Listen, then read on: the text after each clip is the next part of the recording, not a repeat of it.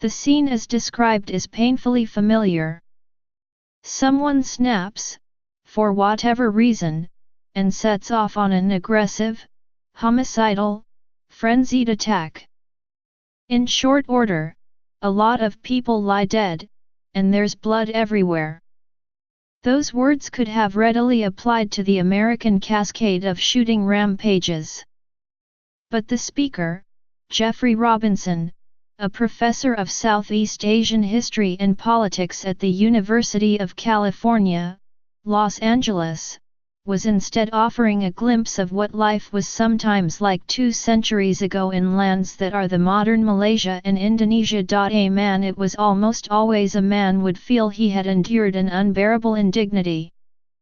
After a period of brooding, he lashed out by attacking everyone in sight with knives or other sharp weapons, hacking away until fellow villagers or the authorities finally killed him. This was the true meaning of running amok, a word derived from the Malay mengamuk, which roughly means making a furious, desperate charge. For Professor Robinson, there are unmistakable parallels between those long-ago amuckers and today's mass killers in the United States, and also possible lessons to be learned. Behavior patterns are not immutable, he told Retro Report, a series of video documentaries examining how past developments inform modern events.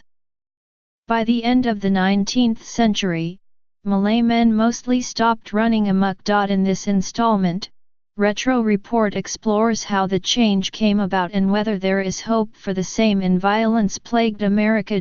For now, the picture is unquestionably grim. Hundreds of mass shootings occur every year, most of them receiving little or no national attention. Gun Violence Archive, an online tracker of the mayhem, defines that type of shooting as an assault in which 4 or more people are killed or wounded.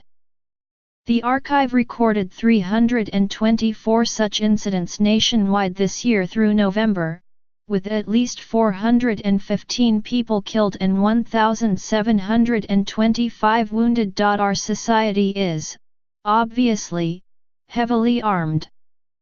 So were the Malays of the past, with daggers, swords, and spears. There was even an honorable quality to a man's running amok, knowing that it would almost surely end in his own death. He would become part of the story of that village and the story of his family, Professor Robinson said. There was, he said, a certain aura to it, not unlike the notoriety that many of today's mass killers seem to seek. That aura faded during colonial rule in Malaya and the Dutch East Indies. The authorities changed tactics, discouraging villagers and the local police from killing a man who ran wild. Instead, Professor Robinson said, they arrested him or packed him off to an institution. That drained the rampage of heroic quality. Eventually, he said, it loses its appeal. Whether comparable tactics can work in the United States is in question.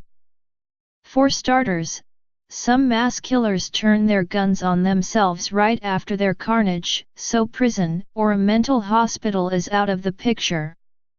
And the British and Dutch colonialists had no Bill of Rights to obey.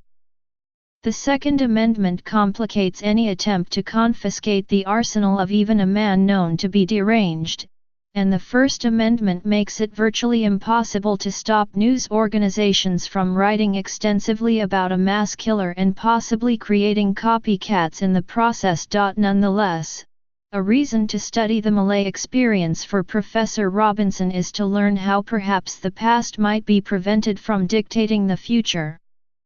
Mass killing, he said, is not an irreparable kind of problem of the American psyche or American society. These things change.